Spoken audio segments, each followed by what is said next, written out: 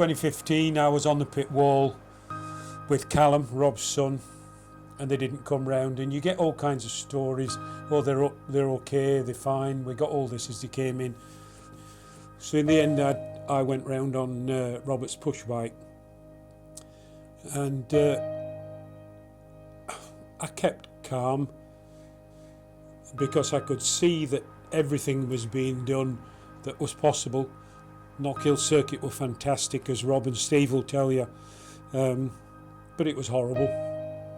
Internally it was horrible, but we've still got them both. Rob told Steve to get on and get racing again, but we were very lucky, as they were, that it could have been worse. Not a lot, but it could have been worse. Next year's target is to win the championship, without a doubt. There's not a doubt in my mind that next year I will challenge for the British Championship. If I got the chance to get back out on a bike, yeah, I'd be there, I'd have a go. Steve and Rob were my friends, and to see what they went through and to come out the other side, I wouldn't have been doing them justice if I didn't do it.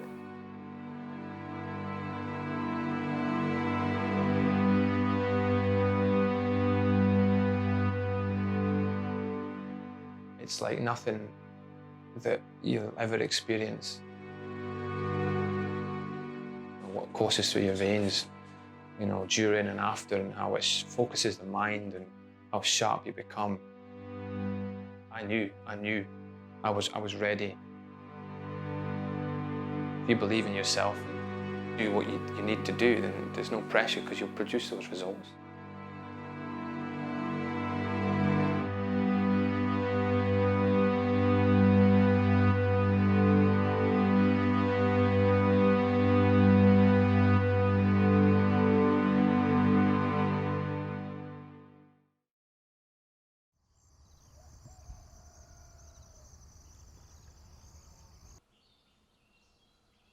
Everybody thought that, everybody was delighted that we were back, which was great. It was a great atmosphere in the paddock, but I don't think anybody expected us to be that fast that soon. No. I think they thought if they were in the top 10, especially with the field that was there, that we'd be doing really well, But we kind of knew deep down that what we were capable of, and we really did want to go and upset the apple cart straight away, and we did just that. Going into 2018, coming into this year was winning. And that was the plan all winter. We wanted to do it with big engine as well. We both came off the end of last year on a high, and knowing that there was a rule change coming, I think it was the longest winter ever. Just desperate to get back on the bike. Quite often you finish the year in October and you've had enough, you're done. But we'd finished on such a high that we could have kept racing for the rest of the winter. But no, you got to be sharp, ready for the new season as well. And we were definitely that's for sure.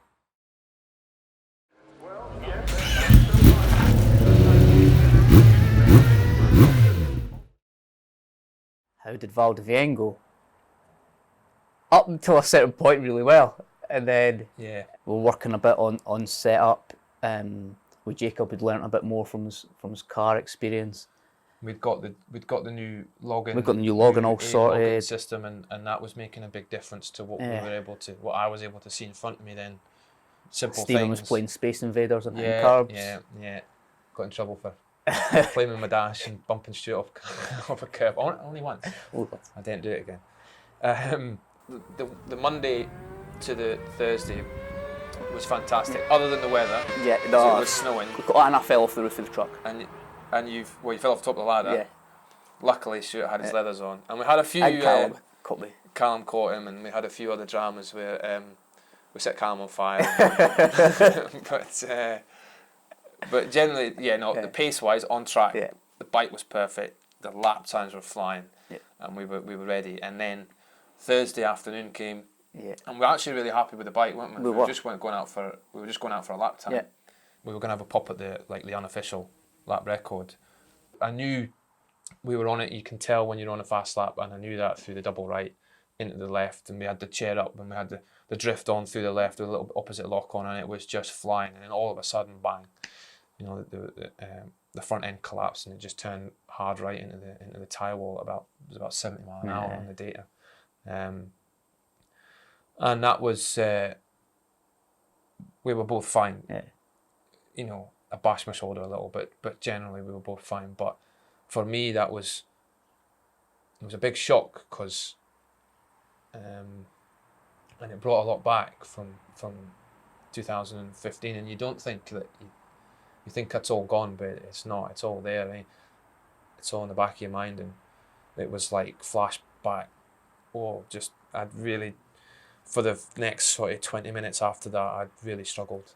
I really struggled. I had my wife and my little boy there, and I really struggled with it. And I got a little upset, if I'm honest. I don't think anybody saw it, but I got a little upset in the med centre. And I wasn't upset about the crash. I wasn't upset about me. I wasn't upset about the bike. I don't know. It just came back. The darkness came back a little, and 20 minutes later I was fine. But and I didn't lose focus on what we were going to do. And then from then on, we had a lot of work to do. Then, you know, Stuart and the boys were mega, you know, getting it fixed. Yeah. But it did put it is what it is, isn't it? It happens, you know. And what happened again was something that we had checked. You know, we pride ourselves in our bike maintenance, and we had checked it, and it was a nut that had come loose that had dropped off and caused something to drop off that didn't let the bike steer. And you know, again, something that just doesn't really happen very often. We got a little bit caught out, but LCR fixed it like almost the next game. Yeah, Ben and Tom from LCR, you know, I rang him, and I was thinking we had 2 weeks till Brands Hatch, first round, and I rang them and they were great, and Stuart drove 750 miles to where LCR are based in pretty much just one hit.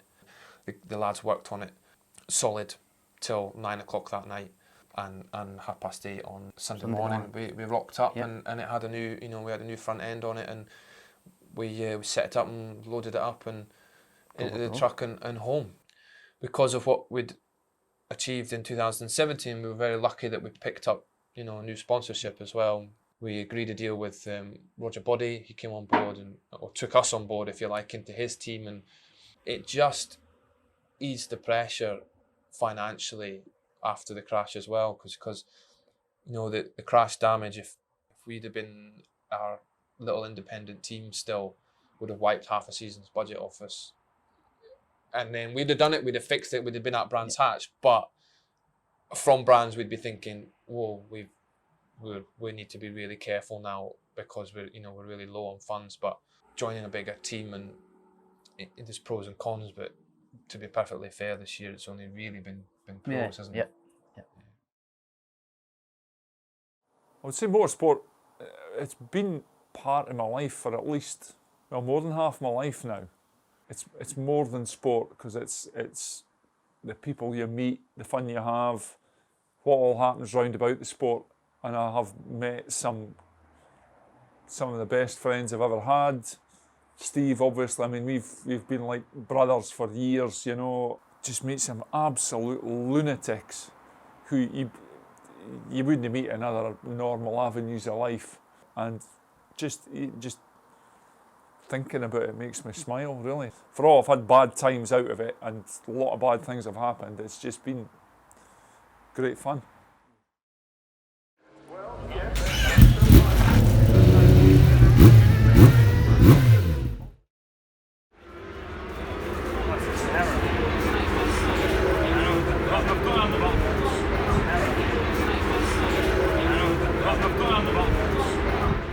What inspiration did we take from 2017? Knowing we could do it, knowing we were fast, knowing that we knew how to set the bike up. Confidence. Confidence, yeah. Confidence in the machine, yeah. Confidence and each other.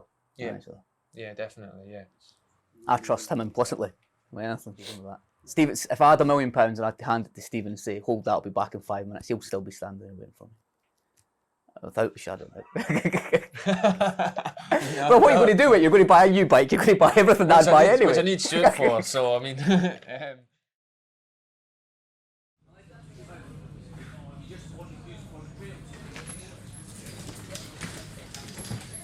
we knew the lap times were there. We had all the data from the year before and the lap times. So we went out this year chasing our lap times, just trying to better everyone.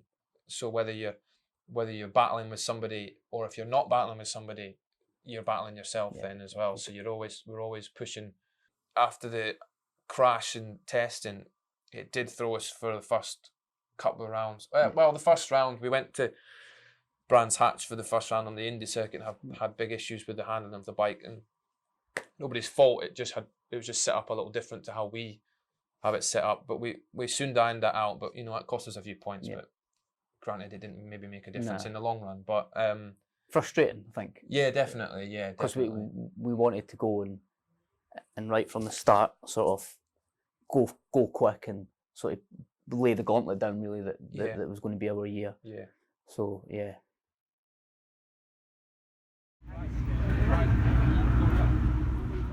The minute you start thinking about the cost, it's not worth doing it. You're doing it for the wrong reasons. I wouldn't even start to think how much money I've spent on bikes, racing gear, everything like that.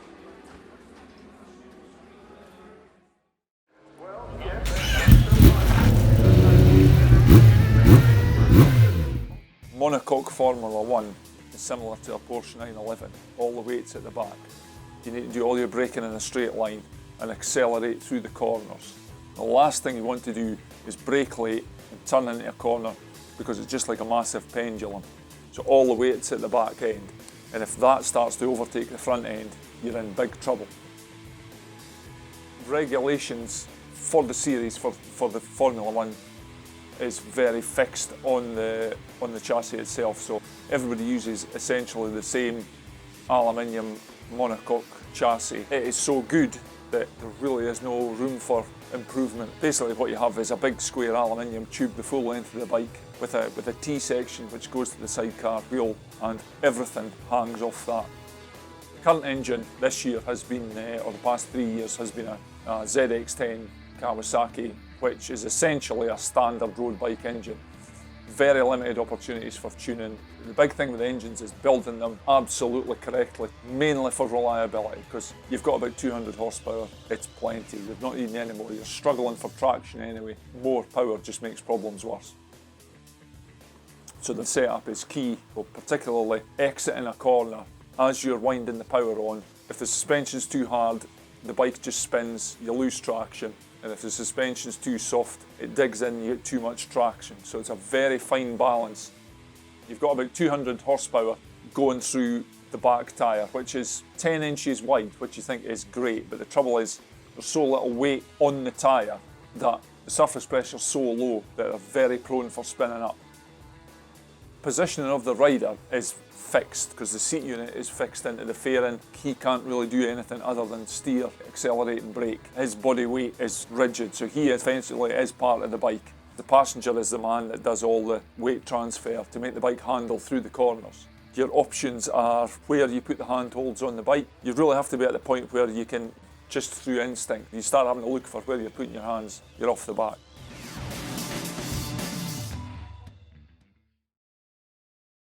Well, I joined the army when I was 17.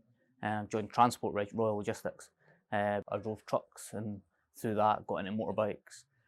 And I was in a motorbike display team. And one of my good friends, Scott Harvey, he used to race motocross and do trials riding. And we used to go to TT every year together to watch that. And I just fancied having a go. So that's what got me into bike racing. I raced solos for a number of years and supermotors, and got talking to people in the paddock, and got the chance to go sidecar racing, and then never kind of looked back since. I used to go to Knockhill as well for the superbikes, and so it was always something I fancied having a go at, but there was nobody in my family really done motorsport. It wasn't until I got old enough that I could afford it myself that I decided to have a go. Big fan of Chris Walker's when he was on the Suzuki back in the late 90s. I really enjoyed watching Chris Walker race. Back when I was growing up as a child, it was sort of in the Nigel Mansell era, so we used to follow him on Formula 1. I used to pass him for a local guy called David Run on the Team Raywood bike, and Davey and his mechanic Stuart Taylor built their own bikes and raced them at East Fortune, and so we've done the 2010 British Championship on a home built bike with R1s in it. Started on F1, straight on an F1, yeah, straight on an F1 as a novice. In fact, I'm going to say it was the first race I ever had on the F1. We were on the F1 and Steve and Rob were on the F2. I think they beat us in the first race on the Saturday because I tapped up. I couldn't see anybody, but didn't know Steve and Rob were right behind us. And then so I think they beat us in the first race, and then we won the other 3 races that weekend. It was quite a good race with Steve and Rob then. I raced with Davey and I raced with Gordon Shan because I wanted to do the TT. I think I raced with Alan Warden for a year because he wanted to do the TT, and then Stephen asked me to do the TT with him, and then obviously they had their accident. But Stephen and Rob were the first people I met out through myself through sidecar racing, and we've kind of just been friends ever since, really.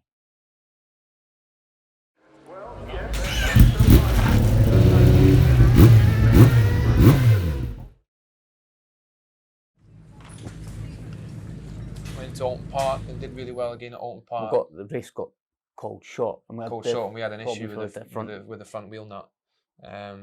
So we had issues, but we took our first win, and that was quite, for me, that was quite at Alton. That was quite strange because we took our first win, but we had big issues. We were like 20 seconds in the lead at Alton Park.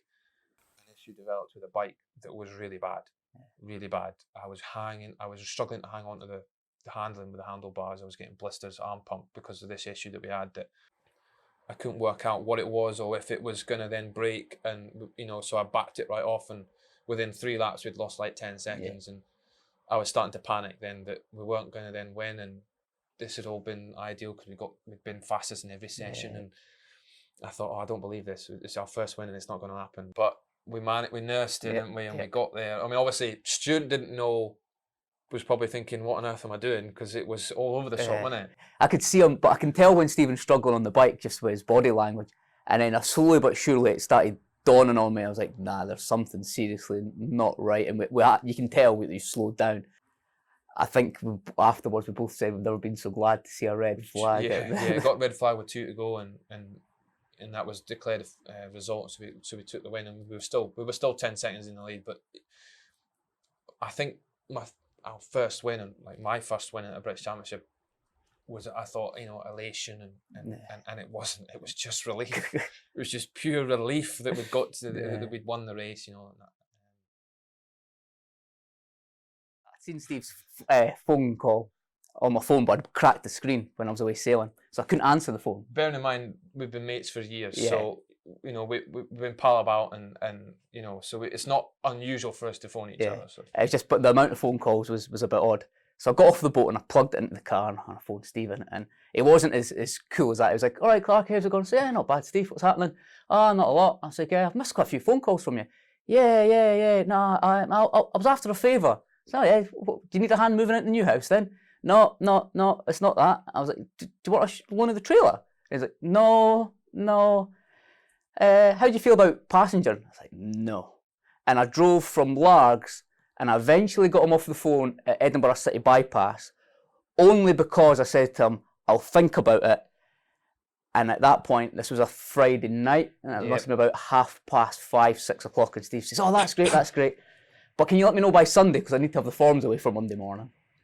So I said, bloody hell, Stephen. No pressure. Yeah, no. So I said to him, I'll tell you what, let me have a think about it. And either way, I've not seen you for a while, so I'll pop down and see you Sunday, and I'll give you an answer Sunday. Yeah, that'd be great. And yeah, that's kind of, from my side, that's what happened. I'd had a long chat with Rob as well, again, who the 3 of us are good friends. First time me and Stephen won a bike together, it was probably East Fortune, wasn't it? Yeah, it was. East Fortune. Yeah, it was the practice day, and it was the first time I'd ridden a sidecar since the accident. So it was a long time ago now, but that was, it was it's obviously a massive step back to racing, but it just felt right. I mean, Stuart's, raced on an F1 Yeah. for quite a few years. Yeah. You know, and especially around his fortune. Yeah. So Stuart was comfortable. Not so much on an LCR on the chassis that we have, but it didn't take long, really, did it? It didn't take long at all to get comfortable. I think it was more altering everything that was suspension-wise for Rob, because I'm so much shorter. Yeah. It was,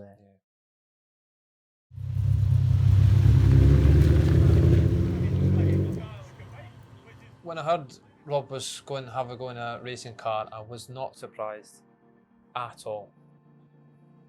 But I was just so chuffed that he's just having a, you know, getting out and having a go. And because I know Rob's still keen as mustard, and I think we've said a few times about having getting back on the back, for a go on the sidecar, you know. And so but it's just brilliant.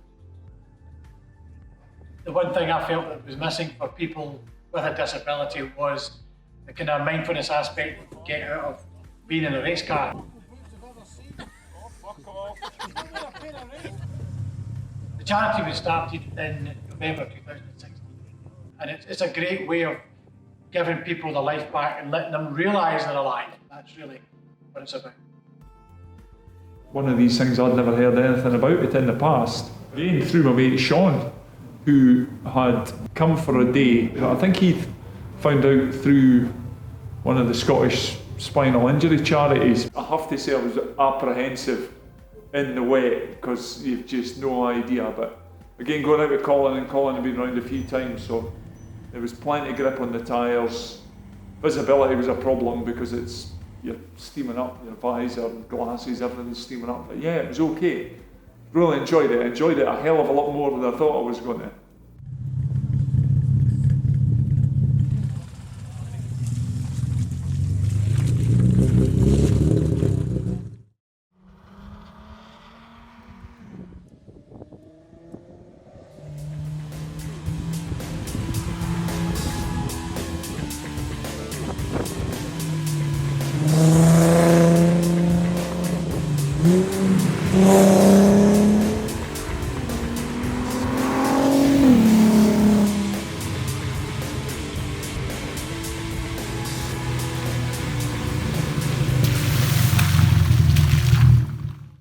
There are things out there they can do, but trust me, I've been there.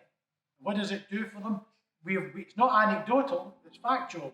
We have got lots of evidence of people having been along one of our sessions or multiple sessions and saying, thank you so much, you've no idea what you've done for us because of the place that person was in, and it's now helped them to come away from that. And that to me makes it all the more worth it for us as a Scottish charity to support anybody out there that requires that. Yeah, I just think it's mega. I'm a racer, Rob's a racer. It's just the buzz, isn't it, of racing, and it's just, and I know he'll be quick because I know what he's like. So yeah, it's superb. Well,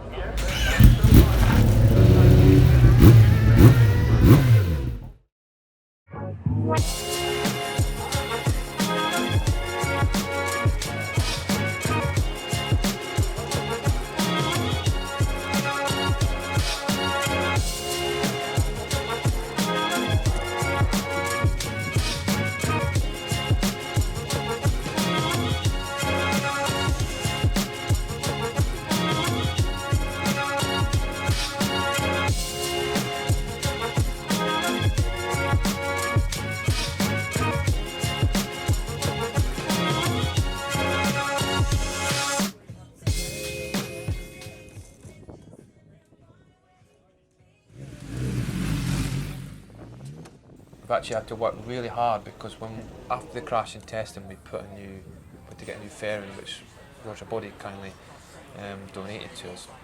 But it was a different shape and it was slightly taller, and you think that would make a blind bit of difference, but it made a massive difference, and it took us a long time. And we're not talking seconds, but we're talking maybe half a second. But for a while we couldn't work out why we were struggling at certain tracks to get that half a second, and it purely was, you know, the style of the back of the fairing didn't allow Stuart to come over and forward as much to give me quite as much front.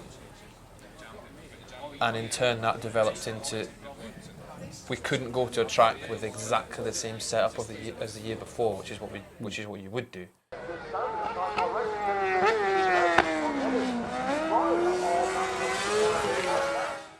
The confidence thing is, you could have one of the fastest racers in the world in any form of, well, I'm talking about motorsport, probably any sport actually, to be perfectly honest, and they can be the most talented person, but if they're not confident in what they're trying to do, they won't achieve it.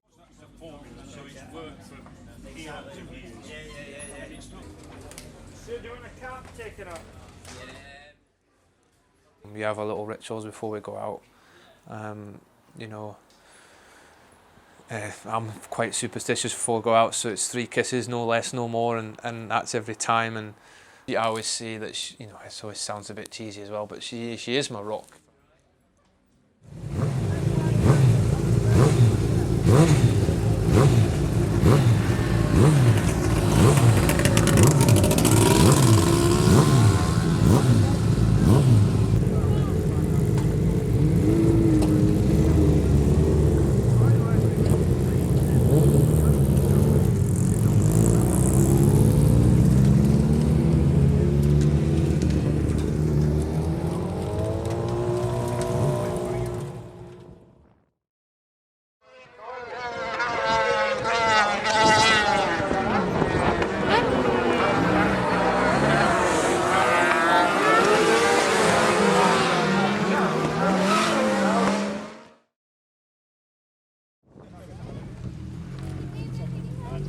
Got the brake on the reverse grid, found the right gaps, got through to the front, settled down into rhythm, and yeah, really enjoyed it. Yeah, the bike's fantastic. Yeah, we work hard with the setup. Every session is always striving for perfection, and it's never perfect. So but it's just little tweaks. Don't get lost in it, and just keep working at it. Yeah, it's going really well. It's going like a dream, to be honest. That's 10 wins on the trot, and I think that's a 90-point lead now. So it's going better than I ever expected. You can't get, anything can happen in racing. So you just got to keep stacking the points up and just take it race by race, and hopefully we get to the last round as champions. That's the plan.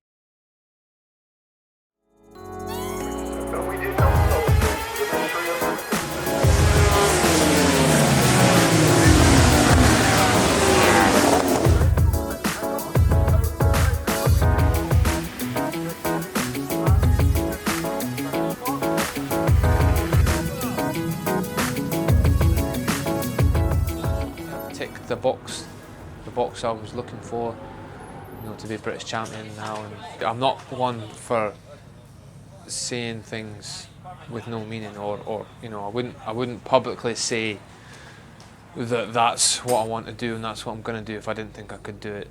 But that is what I wanted to do. That's what I wanted to achieve. And I was just waiting and waiting and waiting until the day that I was old enough to drive the outfit. Your confidence grows within yourself, and Stuart on the back's just been absolutely perfect. And as a team, we've grown, and that it's self-belief. We know what we've done. We worked hard with the bike, and we've understood our suspension and things like that, and it makes a big difference.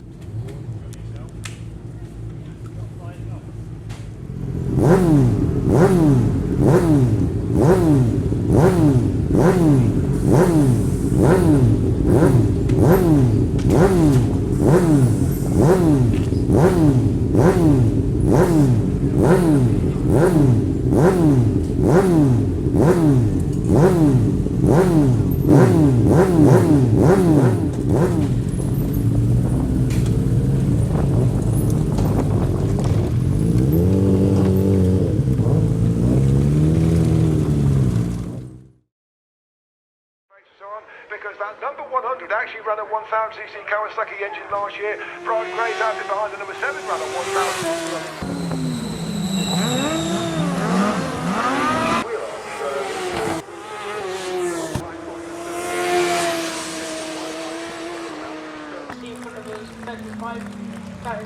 I don't worry. Don't worry about Steve at all. He's cool, calm, calculating and sensible. I'm listening to the bike. Fantastic, to be honest. We yes, that's what we've been striving for all season, but we never let it get to you throughout the year. You know, we focus on each race at a time, taking the points, building it up, and you know, at Thruxton, you know, it became real at Thruxton at the last round because we knew that it was possible this weekend. But yesterday, to be honest, in the race, we ran our race. The lads put the pit board out with British Champions on it, and as we crossed the line for the checkered flag, and it's been it's been my lifetime goal. So it's the greatest feeling in the world, to be honest. Back tonight, there'll be a bit of partying in the car as there usually is on the way home. Coffee will be supplied by Stephen.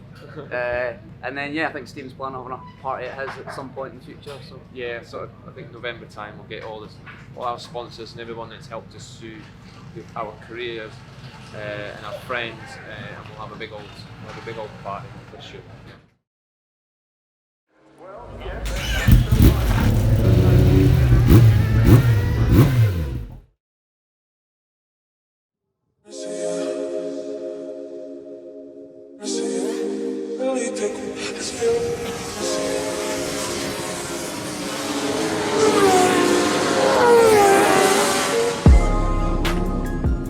When we stopped racing, we got involved in the organisational side as well. Nicky has been secretary of the meeting. I've done clerk of the course. I've commentated at every major circuit in the country. Been on the telly once, many years ago. So we've been in the sport in its entirety, really, you know. Quite a long time ago now, but we came across a fantastic bunch of friends when we lived in the Oxford area. We joined the Oxford Section Vintage Club, and the members there were dead keen to have a go at anything, and we were very lucky to tag along with them. We built a sidecar outfit for trials, enduros. We didn't do motocross, that was a bit too rough on the old girls, so I wasn't old then. enjoyed it. Grass tracking, hill climbing, anything with three wheels that we could compete together, because I think it still comes across the family are team players. Steve's a big team player, we're big team players, and we just enjoyed every aspect. Every weekend we were doing something with motorcycles, and it was thrilling. We both worked very hard. We both worked long hours. Sometimes it was 6 days a week, so the 7th day of the week wasn't our rest day, it was our hobby day. And we would sometimes be up at 4 o'clock in the morning and not home till 10 o'clock at night. Depends where we were racing, trialling, hill climbing or whatever. But Monday morning then, the adrenaline had taken over, it had cleared your system, bang, you were ready for work, and it was great. And if our family have as much fun as we did, get on, it's great. Yeah.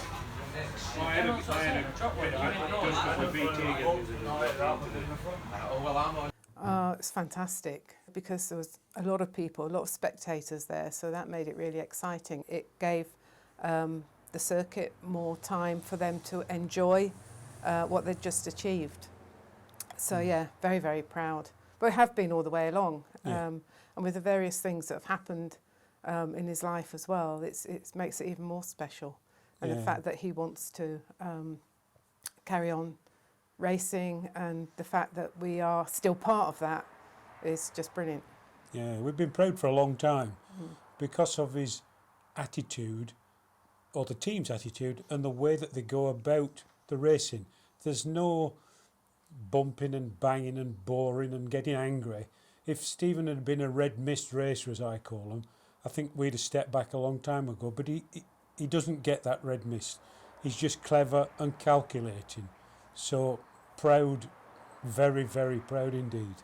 It is a different feeling when it's your son Oh, yeah. rather than your husband, Yeah. because I didn't get as nervous when Roger was racing after we'd had the children and he carried on for a bit. I didn't worry as much then, but I find that it's a different relationship when it's your child, even though he's grown up, and in a way that makes it a bit harder.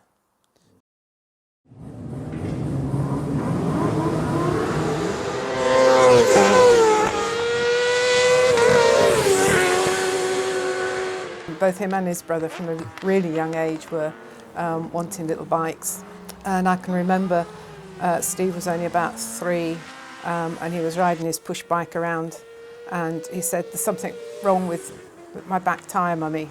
It was actually going flat, but I think to know what the problem was at that age, I just thought, he's got a feel for things.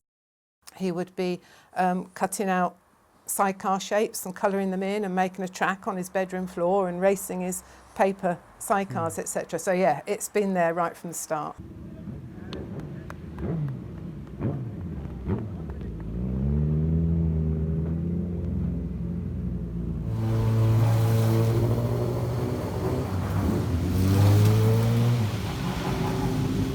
I'm always nervous until he's in the clear.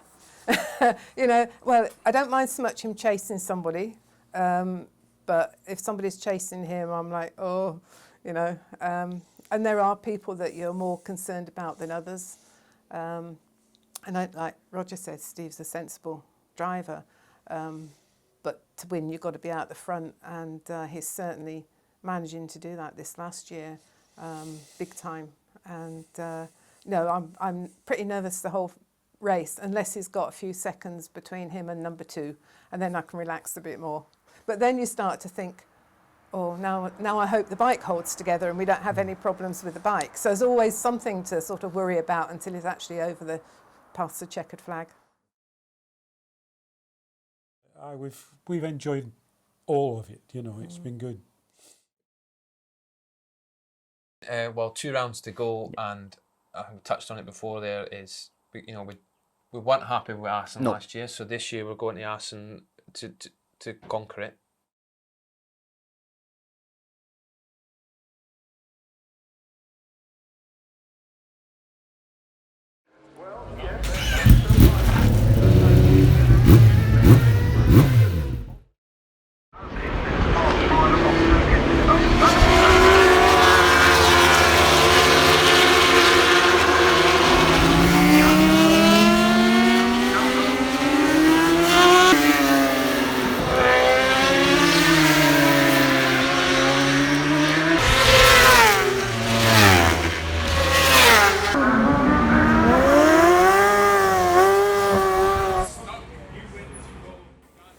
We were really close last year to beating Tim Reeves round there, and really close to the lap record, 0.2 off it, which is his lap record. It's his home track. So we're really going there this year. We got a nice taster there in July, but it was baking hot. Yeah. So the track temp was too hot to push for that record, and we're going to go, and if the weather's right, we're going to have, you know, we want to go and have a crack. We want to win and have a crack at beating the lap record. Yeah. That's what we're going to try and do. That's what we want to do. So yeah, it never stops.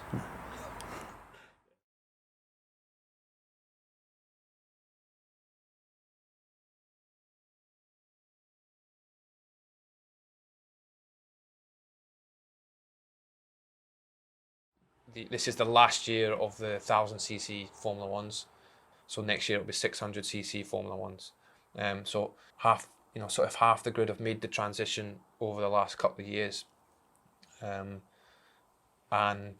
we have to make that change now for next year, because that is the rule. There is 600 only next year engine wise. So, you know, next year we go in as the reigning champions in the British Championship, but then we're looking at the likes of the Birchall brothers, and Reeves, and the likes of Pekka Pavarinta, Benny Stroyer, and then we've got Todd Ellis, our teammate, Ricky Stevens, British champ. We've got all these riders that are already on 600s and are top quality riders, and we're really excited we just want to get stuck in. I wasn't as excited as for the rule change as Stephen was, I don't think, for the 600s. I personally like the fact that they're hard. I like the fact that they're brutal and they're hard work. But on the back, they're hard work. Now, I've never been on a 600, so I've got nothing to compare it to. I've done F2s before, but never in a long chassis. But I just like the fact that they're hard work. We're racers, and we want to race them. Fair, equal machinery, you know, let's do it, let's have it.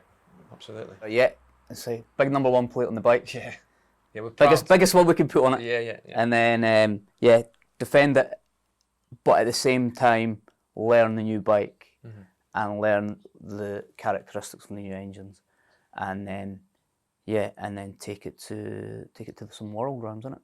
Yeah, that hopefully, yeah. Mix it up with some of the world teams. Yeah.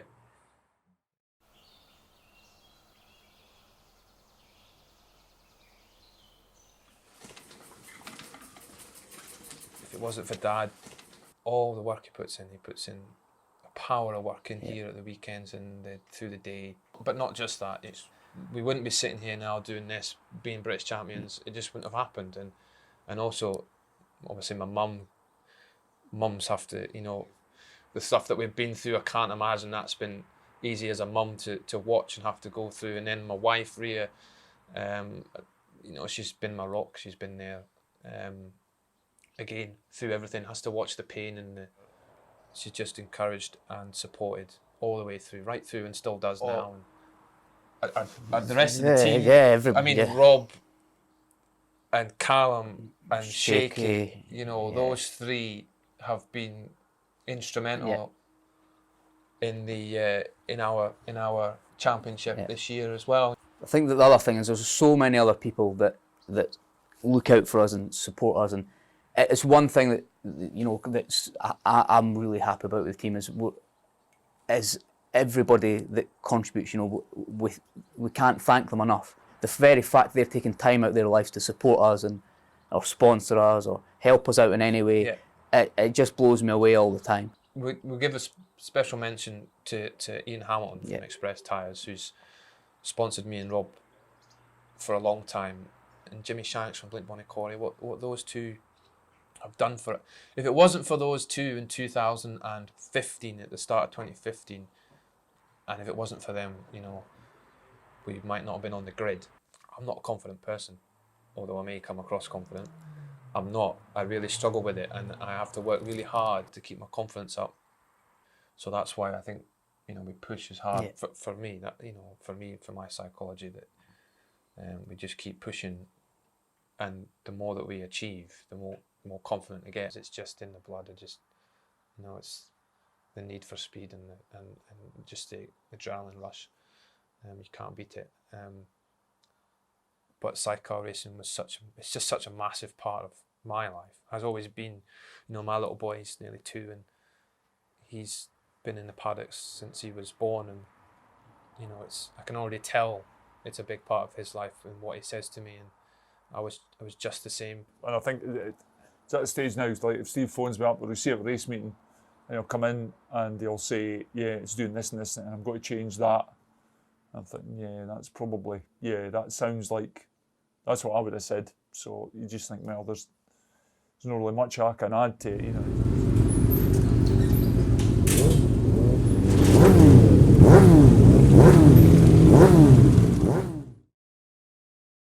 No, World Championship all the way. There's not. That's it. Defend the title. World Championship. There's your 20-second answer. Yeah.